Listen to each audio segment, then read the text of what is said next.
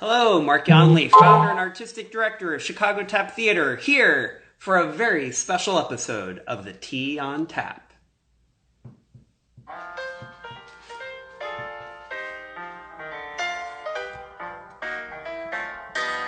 Lace your shoes, ball change the left, Mark got the tea on tap. CT square is where it's at, my love. Nobody near us to see us or hear us, no friends or relations, a weekend vacation. We won't have the noon dear that we on the telephone, my dear. I'm so privileged to welcome to you a dear friend, a mentor to me, and somebody I looked up to for years, literally because he is maybe 7 feet tall. The one and only Bill Evans. Woo! Hello, Bill. How are you? I'm okay. Good. It is such a pleasure to see you. Well, thank you. It's good to see you, Mark. Aw, thank you so much. So first off, I have to just welcome everybody back. I know it's been a while. We took about a 2-month break while we were getting back to rehearsing and doing all the things a dance company does, but I have been wanting to bring Tea on Tap back, and I had said I was only going to do it when I could have a guest that was somebody that I really had a personal connection with. And Bill, I can't thank you enough for joining me. And for everybody out there, this is our 30th episode, so I'm excited to have reached that milestone, and I'm so happy that you're here. Bill, I always begin the same way. Would you mind giving us a little look around your pad? You can just move the camera around if it's easy. Sure. And tell us, where are you? Where is Bill Evans right now? Well, in 2018, September 2018, I relocated permanently to Port Townsend, Washington. So I'm in my dance studio in my home. Are you seeing it all right? Yeah. Yeah, it's so cool. We purchased this home from a man who was a painter, and he built this studio as a painting studio. And so I converted it, I put in a resilient floor, and it's now my little personal dance studio in my home. The water, the Salish Sea, is about 200 yards from here, and from the second and third stories of our home, we have beautiful views of the water and the mountains. Let me show you. I have here's a poster of Double Bill, which I did with Bill Evans, the jazz pianist, concert with him. Here, can you see that? That's when I was dancing here in Port Townsend in the 1980s. That was me doing the my version of the Tap Dance Concerto, Morton Gould's Tap Dance Concerto. Over here, this is the first tap dance I did with RDT. That's Piano Rags. I was 30 years old. Here, tap students from Dean College about 3-4 years ago. Here's a tap piece I did in 1979 in my Summer Institute of Dance. Let's see if I got any other tap memorabilia. Oh, here. This is Suzanne Ryan, woman I can't remember, Joel Carino, and Misty Owens, students at UNM. I think that was my first, maybe my second year at UNM. That was a piece called Yes Indeed, tap piece. And then here's David Baker, great jazz performer, composer, scholar. We collaborated in tap dances and modern dances in Indiana University in the mid-'80s. So I think those are all the tap. I love it. And Bill, Suzanne is watching right now. Oh, great. And there's probably somebody else just said, that's me. Is that Suzanne that commented that? Who is that? Do you mind dropping it in the comments? We'll see if they tell us who that is. Their screen name is Dancing Together with CF. But who knows? You know, that's the thing with... That's probably Misty. Oh, that would be Is it P, lovely. maybe PD, Parkinson's, Dance for Parkinson's? That is Suzanne Ryan is together with CF, Oh, Dancing that's Together. Suzanne. Suzanne Okay, she's Ryan. right there too. All right, wonderful. Okay. Aw. So I, So, I'm sorry I don't have any photos of you out of my studio, Mark. I've got some elsewhere in my house. no problem. So, do you have your mug? Yes. Show us your mug. And what is inside your mug? Well, green tea, Bigelow green tea, Nice. That's a antioxidants. gorgeous mug. This is from a tap dancer, a woman I collaborated with. She was my student at Brockport in the early Ah, years. Her name is Leah Fox, now Leah Fox Sherman, and this is one of many wonderful gifts she gave me. So, it is beautiful. I have my pug mug. mm. Um, and then I want to take just a quick moment. I am drinking a fabulous local Kyoto style cold brew coffee from a local business right around the block Mm. called Kyoto Black. And I highlight it. It's owned by Justin Doggett, who I've met. And they are a great locally owned black business. So if you are a Chicagoan on the north side looking for a lovely black owned business to support, I highly recommend. Check out Kyoto Black. Their coffee is extraordinary. So Bill, um, take us back. What is your first memory of tap dance? What's the first thing you remember about Yeah, that's being or easy. doing? I was 3 years old, three and a half, and my family lived at that time in Salt Lake City, Utah, and my aunt Dorothy was babysitting me, and she took me by the hand, and we walked a few blocks up the hill to the Mormon Ward House. That's the Mormon church house of the local organization called the Ward. And we sat in little folding chairs in the recreation hall, and they rolled down the screen and showed a film. I had never seen a film. I was 3 and a half. First film I ever saw. I sat there looking up, and it was Fred Astaire tap dancing. Mm. So we walked back, and the next day I started making up my own tap dances. It just, I wasn't thinking about it. It just a very natural response to, I was intrigued by what I saw, and that was my first experience of tap dancing. Wow, that's beautiful. So then how did you eventually get to begin studying tap dance formally? I know it was a bit of a battle, wasn't it?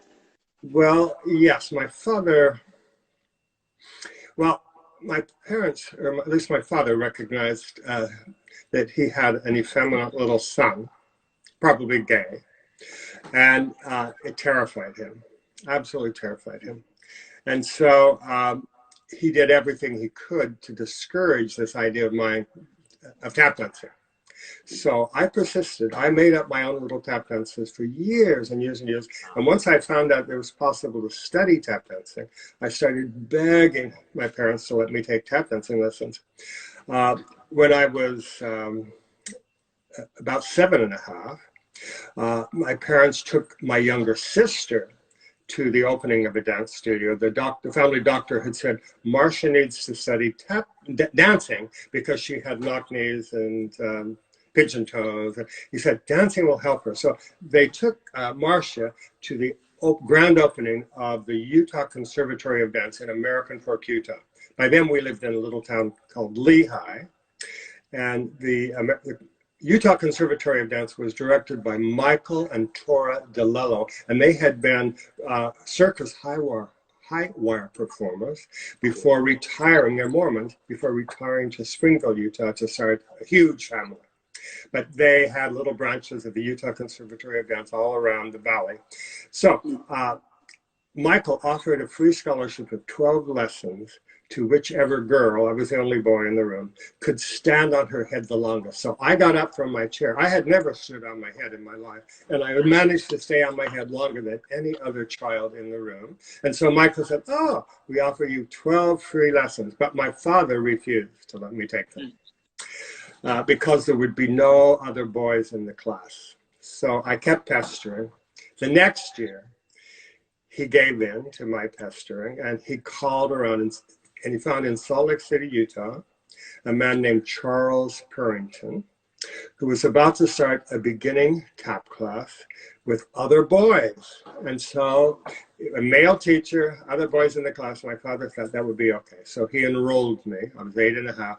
And at that time, it was a long drive from Lehigh to Salt Lake City around the kind of an arduous stretch of highway in the winter storms, the point of the mountain.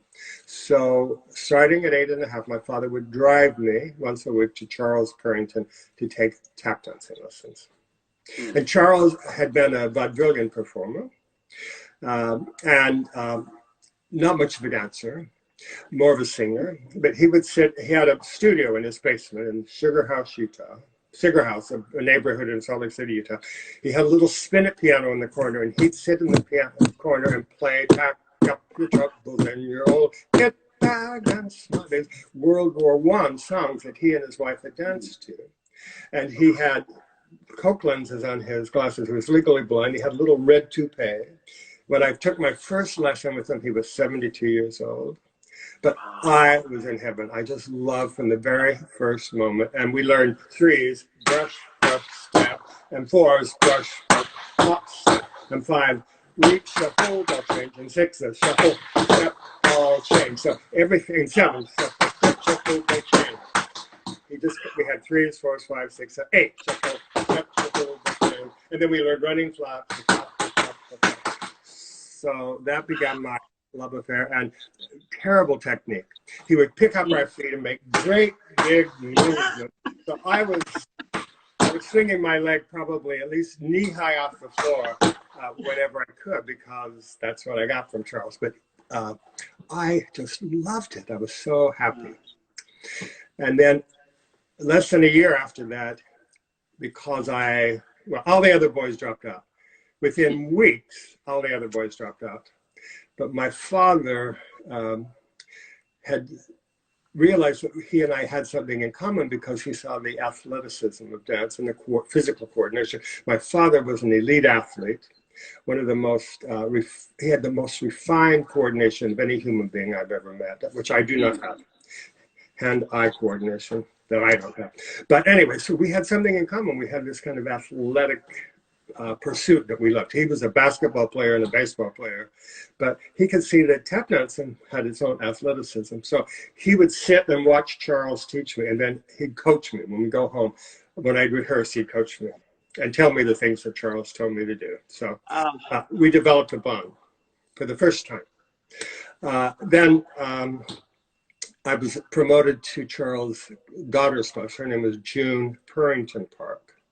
And she to this day is just a person I idolize. He was just a wonderful role model for me as a human being. She had grown up dancing in her father's studio, but went off to Hollywood in the maybe the late 30s. And she studied ballet with Ernest Belcher, who is Marge Champion's father, but she studied tap with Louis Duprin. Do you know Louis Duprin, that name? Of course, most certainly. Well, she brought back Louis Duprin's work and shared it with her tap students. And she was, unlike her father, she was a highly trained classical pianist. So she would also accompany classes, but she had in her studio a grand piano, and she would sit in the corner and play wonderful music. She loved Gershwin tunes, and she was just an expert, wonderful pianist. And she wouldn't stand in front of us so that we followed her when we danced. She would teach us the step, break it down musically, and then she would sit at the piano and play for us. So I didn't learn to dance by following someone the way lots of people do in dance studios. I had to figure it out on my own and listen to her music. He was just a really brilliant teacher, and the Louis Duprin work is so rhythmically refined and sophisticated. And when I was 12 years old, I was doing, she did one of the Louis Duprin pieces that she learned to Manhattan. Stats and Island too. So I was 12 years old.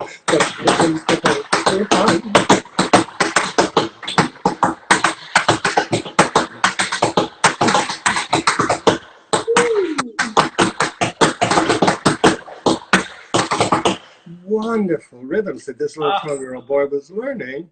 And it had a So, lot of... okay, wait, I'm going to pause you 1 second. Is that the original choreography you just did? Yeah. You still remember that from? Oh, yeah. From when I was 12. You know, the thing about being a kid, it seeps deep inside you. I've lived with those rhythms my whole life. I'll never. Now, something I learned last year, forget it. But something I learned 60 years ago, or 70 years ago. Yeah, it's still there. So anyway, wonderful rhythms. And as a teenager, I could do a variety of wings and pullbacks, things I can't do at all anymore. I had a lot of skill, and I was in heaven studying with June. And but what I didn't know is where Louis Dupron got these rhythms, what his background was, what his sources were. And she never talked. I mean, it wasn't the style of teaching in that time to tell us the background. So I don't really know much about him. I've Googled him. I've seen him dance a little bit on some videos. I understand he was the choreographer and teacher for Donald O'Connor, and some of that work is beautiful. But I have a suspicion that Louis Dupron was studying with black tap dancers in the LA area, and that a lot of this wonderful, delicious material he got from them and then was passing it on. But I don't really directly know from whom it came. But nonetheless, I was lucky that June was such a teacher of great integrity. She really wanted us to learn deeply, and she empowered us. She was just a magnificent teacher, and I love her dearly. That's really, in my whole life, that was really the only serious tap study I ever did. Wow. Never really studied with anyone after that, except for a workshop or having someone set choreography in. So it's stayed with me all these years, what she gave me. And that was from ages 9 to 15. Wow. And then my father said, well, Billy, if you're going to be serious about this dancing thing, we should get you to the University of Utah, where they had an extension division. So we went, and I auditioned for Willem Christensen, who was the founder of San Francisco Ballet, who'd moved back to Utah and had started a ballet program in the Department of Theater. And so I said, well, I'm a tap dancer. And he said, we don't do that. We don't tap dance here. And so I became a ballet dancer. And so I stopped tap dancing at age, well, I started studying ballet with Willem Christensen, stopped studying with June. And at age 17, I opened the Bill Evans School of Dance in Lehi, Utah. At what age? Age 17. Wow. And so for 6 years, from age 17 till I finished my undergraduate work at age 23 at the University of Utah, I taught 225 kids a week tap dancing. So by tap dancing, I taught them, but they're mostly beginners. I mean, but I would teach 16 classes a week, and I wouldn't have to make any notes. I would create original little dances for every class, and I just somehow remember them. And the next week we'd pick up where we left off, and it's amazing the early training with June, what it did for my my movement memory and my rhythmic memory. I couldn't do that now, but I never had to make a note. I just remembered all the routines I was teaching these kids and working on. So that I kept tap dancing as a teacher to make a living to put myself through college, but I stopped studying tap because I was becoming a ballet dancer. Then while I was at the University of Utah, I also branched out. Ballet was in the Department of Speech and Theater, and over in women's physical education was modern dance. So I was interested in that. I was interested in both. So I go from ballet to modern dance. I go from theater to women's PE, and in the same day. And I went to the modern dance faculty, and I said, I'm a tap dancer. And they said, oh, we don't do that here. So I encountered what lots and lots of young dancers do when they go to college, this kind of marginalization of tap dance, this looking down on tap as an inferior art form, or maybe not an art form at all. Maybe that's just entertainment. We're serious artists. So it was really devastating to me that this thing I love so much was no longer available to me. There was no one who was encouraging me to continue to be a tap dancer, or who was acknowledging that I had accomplished something. So that was so I say that I became a closet tap dancer during that long period. Then after graduation, I went in the Army. After I finished college, I was in ROTC. I went into the Army as a second lieutenant. Wow. And then so from ages 23 till ages 30, essentially, I didn't tap dance. Then, so since then, I haven't had tap teachers exactly. I made a list. I showed you the photograph of me in the wings and that piano rags costume. Yeah. At age 30, I was in Repertory Dance Theater, modern dance repertory company, based in Salt Lake City. And Joan Moon was another modern dancer. It was a modern dance company. We had been dancing together every day. It was a 52-week contract a year. She had grown up tap dancing in Arkansas. And so we decided, let's make a tap dance for this modern dance company. So we got some Joplin rags, and we decided to choreograph it in the format of the grand pas de deux in ballet. So we had the adagio, the male variation, the woman's variation, and the coda. Just based it on the ballet pas de deux. And we performed it with Repertory Dance Theater. It was a huge hit. Our scenic and lighting designer found an old vaudevillian backdrop in the Capitol Theater in downtown Salt Lake City. It had been stored away for decades.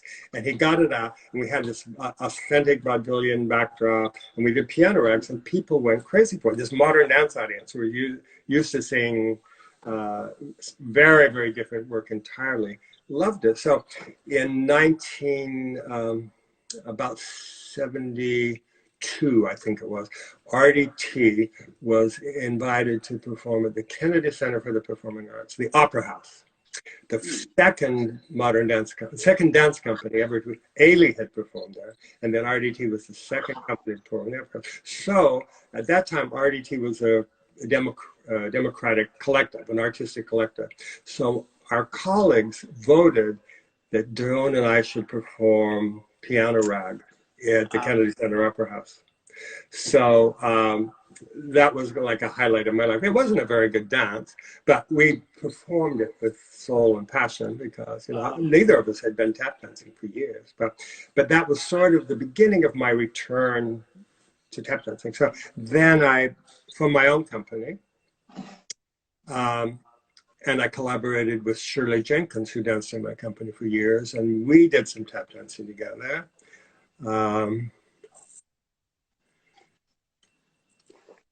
Let's see. Then, in 1978, I had moved my company. I formed my own company in 1975. We moved to Seattle in 1976. We became an overnight sensation. We became the 5th largest performing arts organization in the state of Washington by our second year. And we had touring all over the country, more touring than we could handle. It was just like, I went from starting my company to boom, it exploded. So we were in Seattle, and I started producing this Seattle Festival, the Bill Evans Seattle Festival of Dance. So that was at the Seattle Center in downtown Seattle, the Playhouse Theater, which seats about 1,000 people. So the second year of the festival, I read in the New York Times about Jane Goldberg and the Changing Times Tap Dance Company and their production, Shoot Me While I'm Happy, that they did at Dance Theater Workshop, which is a modern dance enclave in Chelsea, in New York City. And I thought, oh, let's bring that out. Everything else on the festival were modern dancers, my own company and then modern dance companies from New York. But let's bring that out. So we invited Jane, and she brought Brenda Buffalino and Leslie, Bubba Gaines, and Cookie Cook, Charles Cookie Cook, and musicians, including David Yokin was the jazz drummer, and I can't remember who the other musicians were at this moment. But, and Honey Coles was supposed to come in the negotiation. It was included Honey, but for some reason he dropped out. That didn't happen. But the four of them came. Wow. And they did this Shoot Me While I'm Happy production. And we, as soon as word got out that we were bringing this show to Seattle, we sold out. 2 nights, we turned hundreds of people away, 1,000 seats, 2 nights. This is 1978, Seattle. And for the first time ever in my experience having my own company or with RDT, we had hundreds of Black audience members, the Black community, turned out to see this show. And I thought, oh my God, this is a Black art form. It's the first time it dawned on me that our rhythm tap background, it's primarily a Black art form. And until that point in my life, I had not really understood that. So the show was fabulous. Just watching Cookie and Bubba dance, I was just, oh my God, they did a sand dance, they did a jump rope dance. I mean, the guys were just amazing. And Jane and Brenda were sort of in the beginning of the tap renaissance that they helped create. And they were wonderful too, but these 2 old Black guys, oh my God, I say they're old, they're younger than I am, by far. But these 2 mature Black artists, they just took my breath away. And just, I was so inspired. And I thought, I need to get back to my tap dance roots. There's something just wonderful in this art form that I need to find again. So that gave me the impetus to start tap dancing more. So let's see, teachers. So wait, while you're looking, do you have video footage of that performance? I do not. I know back then it was very expensive, right, to film and to get the equipment and all that. They probably didn't give us. We were making 3/4 inch reel-to-reel videos of my own company's performances at that time, and I saved them for years and years. Most of them deteriorated. I had them move from 3/4 to 1/2 inch. Reel-to-reel, and then to VHS, and then some of them are on DVDs, but they're so deteriorated that most of my tapes from that time of my life are not very good. But the companies the visiting companies from New York probably didn't give us permission, so I do not have. I wish I did, but probably Jane and Brenda have videos of that period. It was a fabulous show. It was just. Well, and Bill, I want to interject and just point out to people watching this, at that time in the late 70s, there were very few producers in this country willing to book and present an evening-length concert of tap dance. So you really were on the vanguard at that point. And I just think it's worth pointing out, because I think anybody who pays attention to dance knows of your contributions as a choreographer and as a dancer and as an educator. But it's kind of interesting that as a producer, you also have really played a rather important role in presenting and really kind of making concert tap dance or tap dance on a concert stage something that people could expect to see and kind of prove that there was an audience for it. Well, thank you. Thank you. I did what I could. And because I have my own love for tap dance as a child, and when I found out that this show was happening, you just immediately, I mean, as soon as I read about it in the Times, I said, yes, let's bring this out. So it was just a natural thing for me to do. Because when after I left the Army, I went to New York, and then I went to Chicago. And if there had been tap dance in the scene that was available to me, I would have gone for it. But it was underground. I was in New York in 1960, went in 1965. In Chicago, I danced with Ruth Page for a year. What tap dance there was in studios, people teaching children.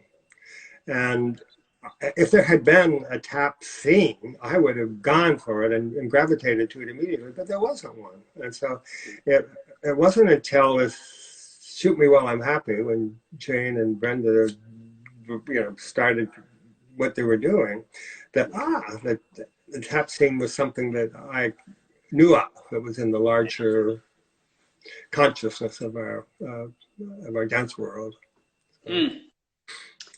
So I want to follow up with a question here, and I know that it has particular relevancy for you and your career, especially as a modern dancer. And I do want to point out, I think it's interesting. A lot of people watching this that may know of you as a tap dancer primarily may not even know that in the modern community, you are literally one of the largest figures of the 20th century. In fact, I often use your name to get cred in the modern community. When I meet modern dancers, and I want them to like realize that I'm serious about dance, I casually mention I danced in the Bill Evans Dance Company. Instant credibility. So yes, I am. I mean, my life's work has been evolved around modern dance, modern dance pedagogy, created modern dance technique. I've choreographed 300 modern dance works for professional and pre-professional companies. I mean, modern dance, and that's how I've made a living. Yeah. As by being my own modern dance company and then a professor of modern dance. But my love for tap came first. I mean, it started when I saw that Fred Astaire movie, and then those years dancing with June. So in the modern dance world, I'm known as the modern dancer who taps. Huh. So people are aware that I'm a tap dancer, but they think of me as a modern dancer. Well, I mean, I have to say, my experiences with you have always been that you've taken that platform that, having developed such a large name in the modern dance community, gave you, and used it as an opportunity to present tap dance to, if universities hire you to teach modern, I know that you always also made sure that you were teaching tap dance. That's true. And that's really important, because that's gonna touch on a question I was gonna ask later, but I'm just gonna ask it now. One of the struggles has been, as you touched on, the academic acceptance and validation of Black dance forms, certainly, but tap dance specifically in our case, to the point where when students ask me, where do I go to study tap dance? I love tap. I want to go to college because I want a degree. Where can I go? I used to just point them to wherever you were. And, now I find myself pointing people, of course, to Hope College, because they now have Heather Cornell on faculty, which I think is a great get for them. Oklahoma City, we know, has a great, they have 10 levels of tap every semester, I think. Wow. But I guess the question first off is, what can we as a community do to help advocate for and maybe help dance departments at universities realize that there is the interest and that tap is a worthy art form? And then maybe jumping on that, are there other universities you would recommend to young tap dancers that are looking for a program that would take what they do seriously? Yeah, well, let me answer the second part first. After UNM, I spent 10 years at Brockport, State University of New York, College of Brockport in Western New York. And then I spent 4 years at Dean College in Franklin, Massachusetts. I lived in Rhode Island, but taught at Dean. And Dean College, when I first went there, had 8 levels of tap. They had a change in directorship. And then when I was teaching there, there were 5 levels of tap. So I taught... I showed you one of the photos. That was Dean College, that big group of tap dancers. I taught levels 4 and 5 for a few years and choreographed, and there's some wonderful, wonderful tap dancers there. I mean, that Dean College has had a long history of honoring tap and taking it just as seriously as all the other forms. And every dance major is required to, I think they have to advance at least to the second level, every dance major. Yeah. And Gene Wetzel, do you know Gene? Has been there for years and years and years and years. And then Todd Shanks is there. He's a wonderful tap and jazz teacher. So Dean is a place that has honored tap and taken it really seriously. And then a year ago, just about a year ago today, I was in Muhlenberg College in Allentown, Pennsylvania. And Shelley Oliver, who was formerly in Manhattan Tap, is there, and she's built a wonderful tap. She's been there for years, and she's built a wonderful tap program within the dance and theater department there. So when I was there for two different one-week residencies, one in October, and then came back in late November, and I taught her level. They have 4 levels. I taught her level 4 students one time and her level 3 the other, and really excellent, beautifully trained tap dancers. And Nicole Hockenberry also is there on the tap faculty. So Muhlenberg College, Dean College, are places that I have firsthand knowledge of. And then beyond that, I'm not absolutely sure. Yeah. Wherever I've gone, when I returned to academia, my first job was at Indiana University in Bloomington in the mid-'80s. And that's where I met David Baker, the wonderful, he's the director, he's passed away now. He was the director of Jazz Studies, Department of Music, School of Music, and a wonderful composer and musician. So I was at Indiana University, and they had never had tap dancing there, but I developed tap in the curriculum. Then I went to UNM, and there was no tap when I got there, but as you know, I had 3 levels of tap in the curriculum. I was not always able to teach the 3rd level, but every now and then I did. And then when I went to Brockport, a man named Santo Giglio, have you ever heard of him? No, but I love the name. He was, like me, a modern dancer and a tap dancer, and he was at Brockport for decades. And he took tap really seriously. So when I moved to Brockport, they had a long history of tap as a serious pursuit.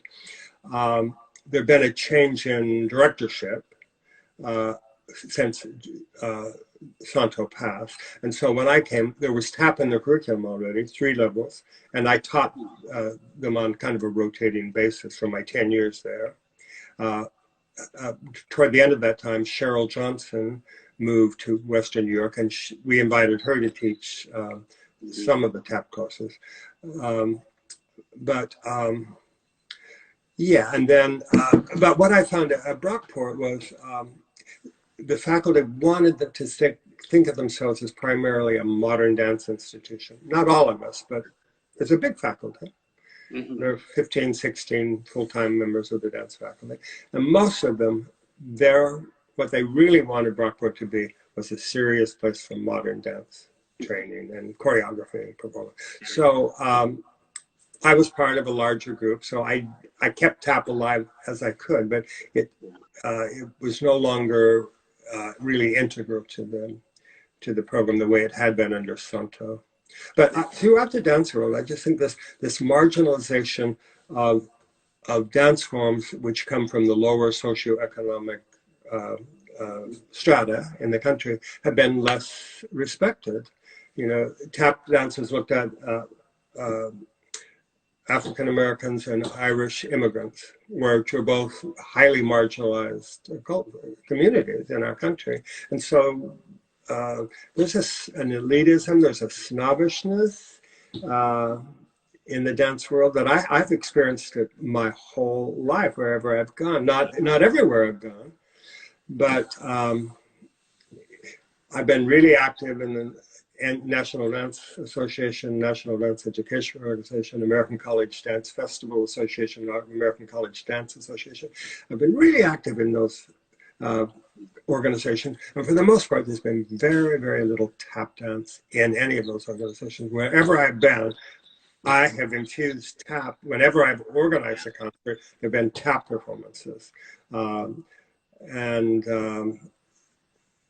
so I've done what I can to infuse these organizations with tap dance to let people know how significant it is. But I think because of what's happening in our general culture right now, this past spring, I think the Black Lives Matter movement has taken on a different kind of momentum than it ever had before. And I think the consciousness of people is raising. And I'm starting, I believe now for the first time that these dance major programs across the country, which have been primarily devoted to modern dance, they're going to start diversifying, and jazz and tap and hip hop are going to be more honored, given more respect and more, at UNM, we did that. Yes. We had tap, we had flamenco, we had baile folklorico, we had hip hop, we had jazz. We really tried to honor the fact that there are many different ways one can be a dancer. Yeah. And that's one of the things I loved about teaching at UNM is the variety of styles and the variety of human beings who came through that building in a given week. We had such a beautiful, diverse culture and set of interests among us. I love teaching students there because there were so many different life stories and so many different points of view. And then when I got to Brockport, it was primarily a modern focus program. Everybody had a similar point of view. So I did what I could there to show my love for tap. But I think the world is changing right now. So what can we do? I think we have to, wherever we go, we have to speak, and we have to point out that I think when I think of some of the finest artists I know, I usually think of tap dancers. Skill, refinement, artistry, and tap has not been understood or acknowledged as the exquisite art form it really is, and also the influence of tap on other dance forms. I mean, my style of modern dance is very much based on what I experienced as a young boy, as a tap dancer. The whole body, the fact that when I dance, I'm not concerned with position or line. I'm concerned with function. And tap dance is about, they have to function well to create the sound. It's not how you look, but how you sound, and you only create the sound you want if you're functioning well. So when I look at videos of our tap ancestors, I see this beautiful, fluid, total body integration in the movement. And one doesn't see that in other dance forms. We see a kind of in some other dance forms, we see a more concern for position or line or design. So looking at the body from the outside rather than experiencing the body from the inside. So I've been primarily a modern dancer, and I am primarily a modern dancer, but the fact that I was a tap dancer at a really formative stage of my life has really helped me create a different way of being a modern dancer, I think. And so I think we just need to speak up. And if we see a curriculum that doesn't honor or acknowledge Black forms, we need to speak up and say they're really important. They're vitally important to our students to have those kinds of experiences in a serious way. Yes. Oh, that is beautiful. I appreciate all the things you said. And it was really, I've known you for maybe 30 years almost now.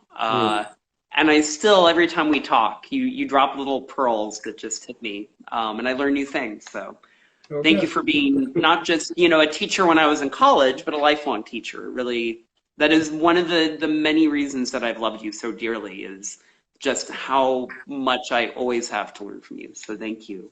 One of the things along with that I want to mention, so just some backstory for people. because I generally try not to talk about myself much during these interviews because it's not about me, it's about my guests. But just to give some background, you know, I started college at the University of Kansas, originally as a journalism major, switched to dance because that was really my love after a brief flirtation with political science, which was never going to happen. And, you know, I stayed at KU as a dance major for a year, but it became clear immediately they just didn't know what to do with me. They didn't have a TAP faculty member. They were kind enough to let me perform in their university shows, but, you know, they just didn't, there was nothing there for me to really grab onto and work on. So I sent audition videos around the country. I think maybe 6 universities called me back. 5 of the 6, bear in mind, I was an incredibly lucky child who had studied with a lot of great tap dancers. So by the time I was, at that point, 20 or 21, I'd been performing professionally most of my life. I'd studied with people like Buster Brown, and 5 of the 6 universities contacted me and said, look, we'd love to have you here as a student. We don't really have anybody here that could really challenge you or offer you anything. And then I heard from you. And you offered me an opportunity to not only come to the university, but to dance in your company, to tour. You eventually let me choreograph. You always, you know, and even though I obviously was a student, the kindness, compassion, respect you showed for the art form. And then I wanted to make sure that we talked about Skip Randall for a minute, because he is a common touchstone for both of us. One of the many lessons that I learned from you was how to really honor the beauty and kind of inherent talent that an artist can possess. And, you know, I mean, Skip was both of our seniors. And you know, the way that you were the director of the company, but always showed a degree of love and respect for Skip. I mean, it just set an example for me that I think has always resonated for me. And the fact that I was this young kid that came in and that you gave me the opportunity to choreograph and create work and explore my love of improvisation, you know, those have become guiding principles for myself running my own company for 18 years now. So first, I just wanted to thank you publicly and vociferously. But I also do you mind talking for just like 2 or 3 minutes about Skip? Because I think if we don't talk about him, all the people that know you and I and know Skip are going to say, how come you didn't talk about him? Sure. And I know how much we both love him. So, well, I'll go back to my teachers to get into this. So when I turned 50, it's been my practice starting at age 40 to do a solo concert on my birthday.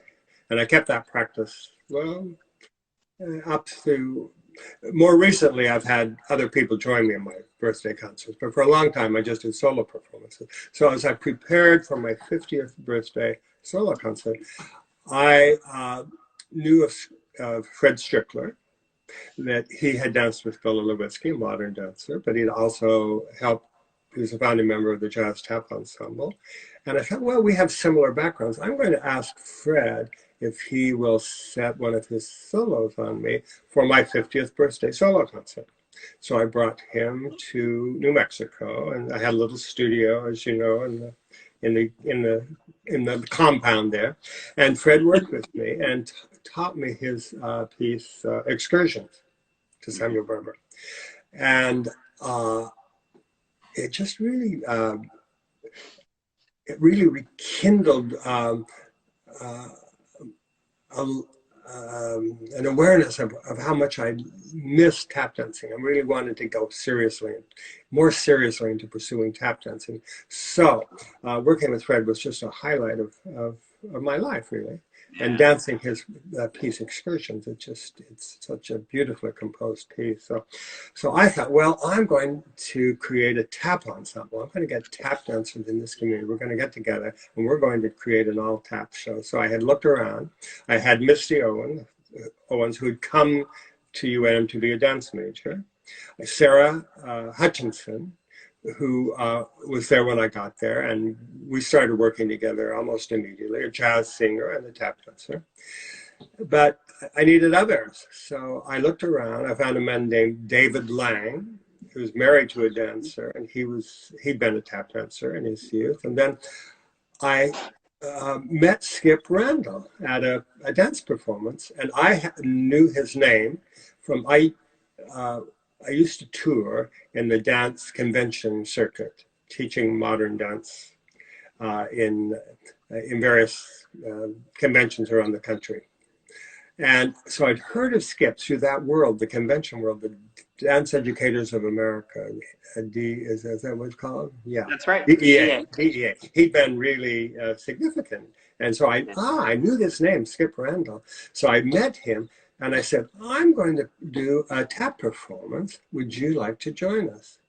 And he said, okay. So he was 69. He had just closed his studio, sold his studio in New Jersey, moved to Albuquerque, and he didn't know it.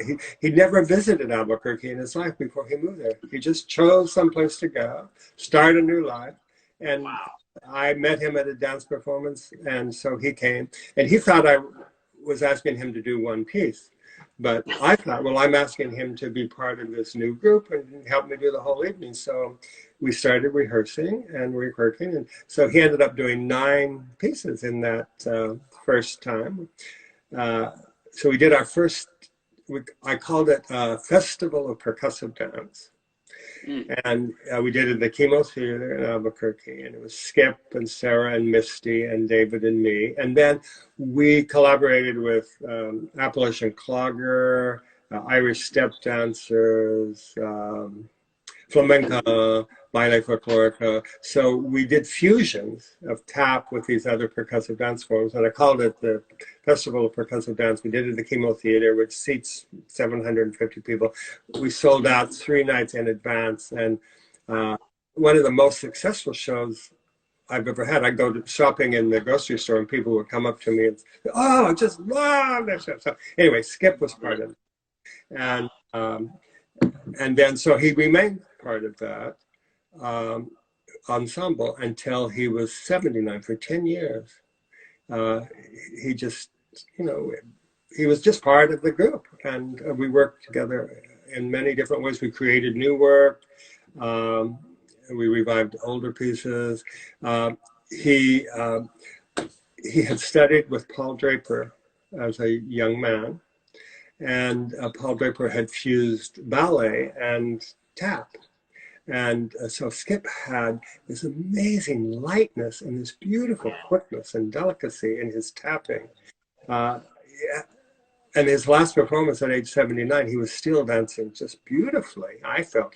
But his wife Lois, he met Lois, beautiful Lois, halfway through our time together. And she is such an incredible human being. She would videotape every performance, and he'd go home that night after the show and look at it, not the next day, that night. And so after the opening night of that, we did a tap show in April of 2003. He said to me the next day, "Bill, tomorrow's going to be my last performance with you." I said, "What?" He said, "I've always told myself when I looked at the video and didn't like what I saw, that I would end." So we had a final performance for him, and the next night we gave him flowers and we honored him. And so it was so sad to me to lose his collaboration, because he was still dancing so beautifully, and he was so non-judgmental. I'm sure he saw me do things as a dancer and as a teacher that I could have done so much better, but he was never judgmental of what I did. He was always supportive of what I did. And he loved to tell stories. Just a wonderful storyteller. Stories of the Broadway shows he'd been in, the various artists, tap artists, and other dance artists he'd worked with, and in DEA or as a performer. And you two, you and Skip together were just fabulous. And I remember you were 50 years difference in age. Within a week, that's right. And we did the show, I called it Fascinating Rhythms, I think, and we did it in the Rotary Theater. And you and Skip collaborated on Take Five, a version of Take Five. And oh, it was so, so beautiful. The years just disappeared. You were, the age difference meant nothing. You were just brothers. Dancing together and so in tune with each other. I think you two had a very, very special relationship. And I was incredibly lucky, and I that is one of the many, many things I've been grateful for, was that you saw me and said, oh, you two should do something together, because that did end up being a beautiful, beautiful friendship. And now Lois, of course, is still a part of our family. Yeah, Lois is still somebody that we love. And well, Bill, I want to thank you for sharing all that about Skip, because I think it's important to, he's one of those names that I think, because the trajectory of his career, he isn't often spoken of as much as he should be, I feel like, considering his skill and talent and the experience and everything he did. I mean, really great. And though I will not share any here, we both know he could tell a dirty joke better than anybody else. My favorite, I'll tell you real quick, my favorite experience, I remember one of the first tours I did with the Bill Evans Dance Company. We had 2 vans that were going to the next city. And I remember there were half the company were kind of younger college age kids like me. Half the company were the more adult people, you and Sarah and Skip. And I remember thinking to myself, okay, which van do I want to ride in? And I knew, it wasn't even a question. I was like, I want to ride with Skip and Bill and Sarah. And sure enough, the whole ride, I think it was a 5-hour drive or something, just stories and jokes. And it was amazing, laughed. And I remember we arrived at the hotel and we got out of the van, we're laughing, and I go to the other van, and I said, oh my gosh, what a great ride. Did you guys have fun? They'd all slept the whole way.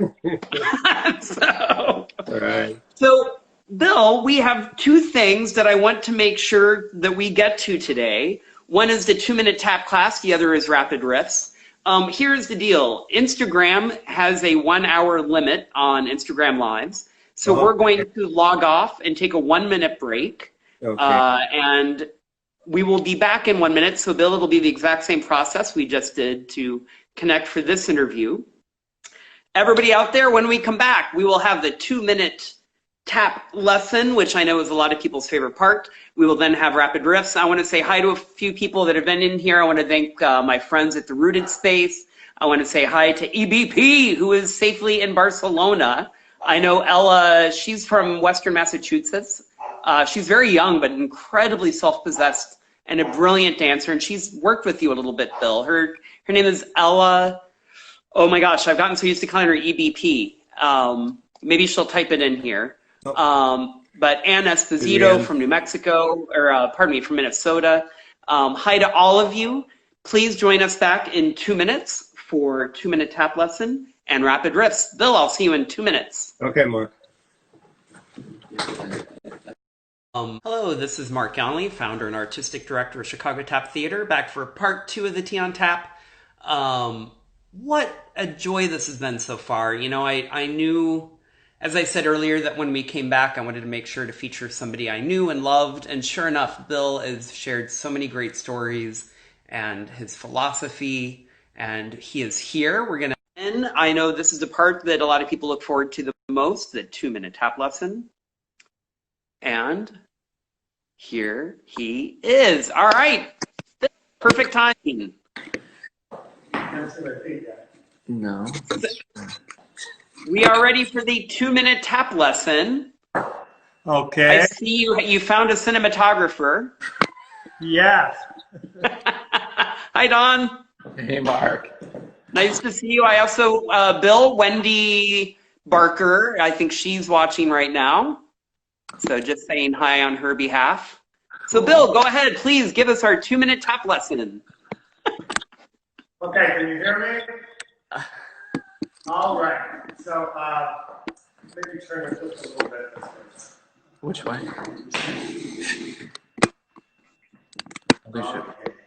see my face? Yeah. Can you see his feet? Okay, so let me come closer. This is a little blues pattern, a 12 measure blues chorus. I first performed this with a woman named Mandy Sayer in 1987, I believe. She's Australian.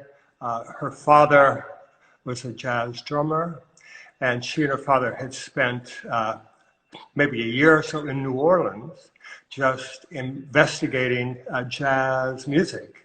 And so Mandy was a wonderful musician, and she and I put several pieces together, including a blues, which we danced to an original composition by David Baker and his jazz ensemble. So this is one of those little blues patterns. And Mark, I probably taught this to you 25 years ago.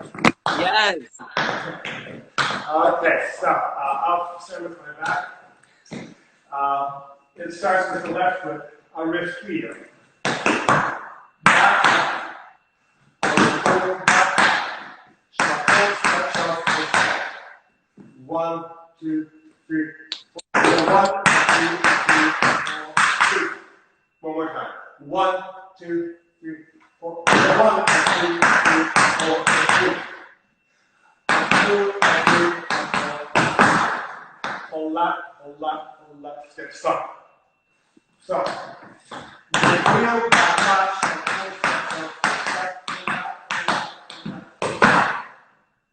One, two, three, four. 1, 2, 3, 4. Stop. From the top, 2, 3, 4.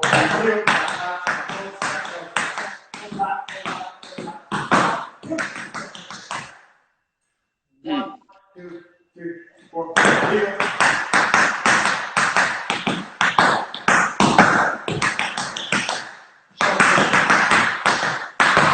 Shuffle, step. Back, shuffle, heel, shuffle right, heel, left, shuffle, step. Back, from the top, 2, 3, 4.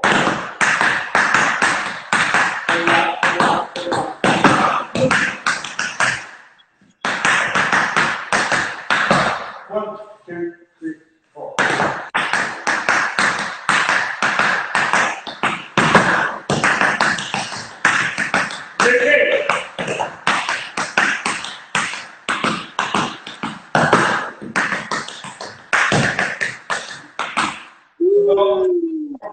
Repeat 4 bars. Then 9, 10, 11, 12. We do the riff heel, back flat, front flat.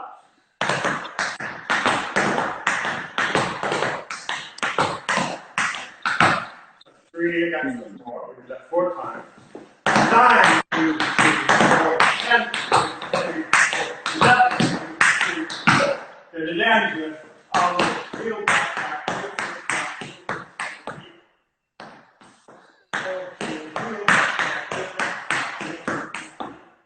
So the 12th measure, count, 2, 3, 4. Let's do 9 through 12. 1, 2, 3, 4, 1.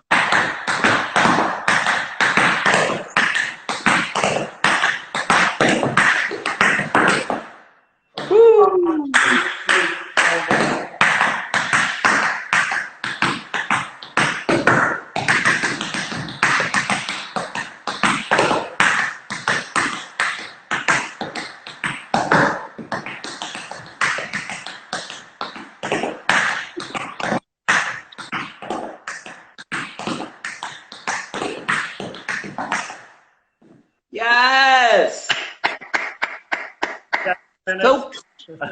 So clean. So clean, Bill. That's gorgeous. I love blues.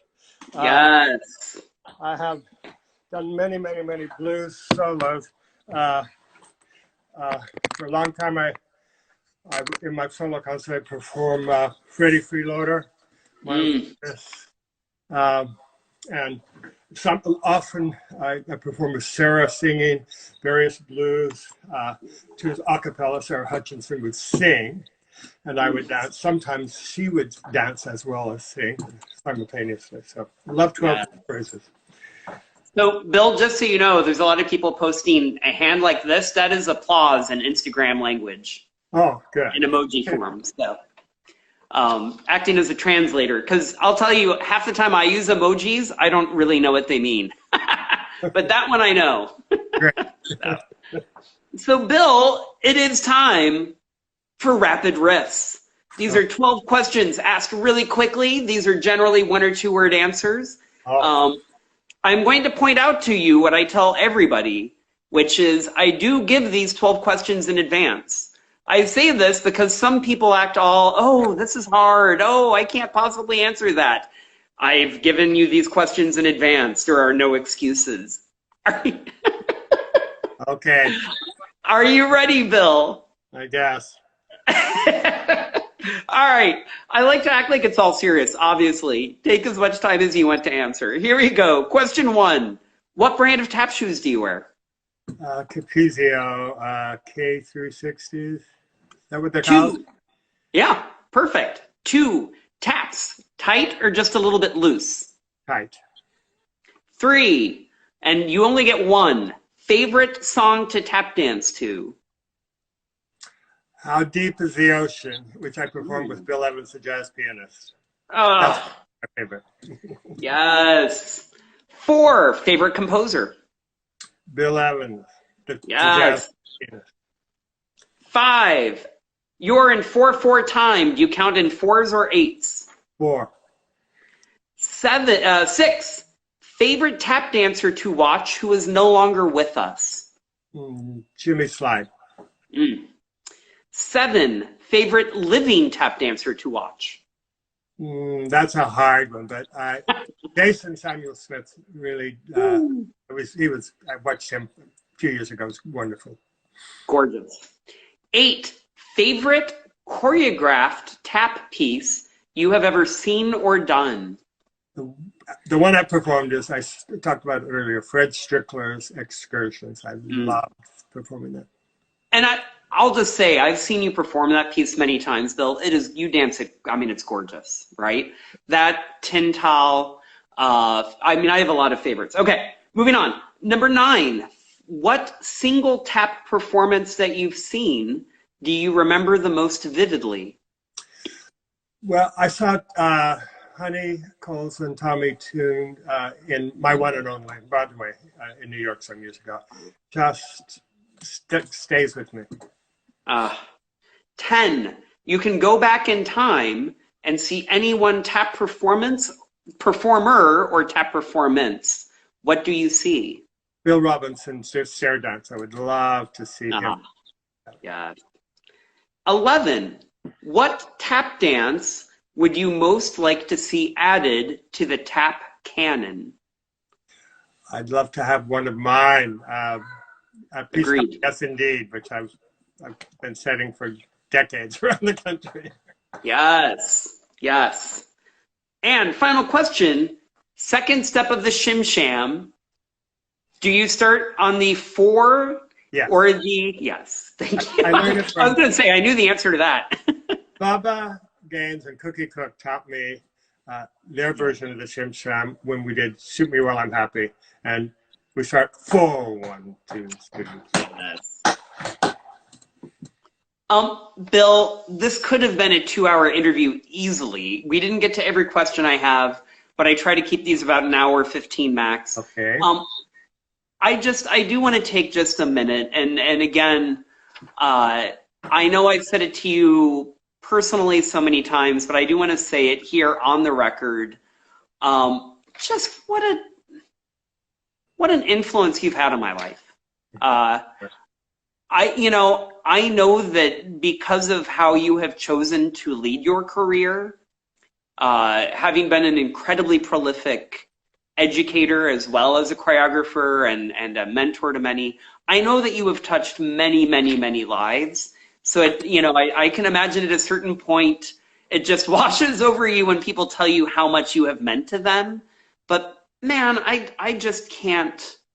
I don't know if I can say it enough or deeply enough. There are so many things I say and do that I know come directly from you.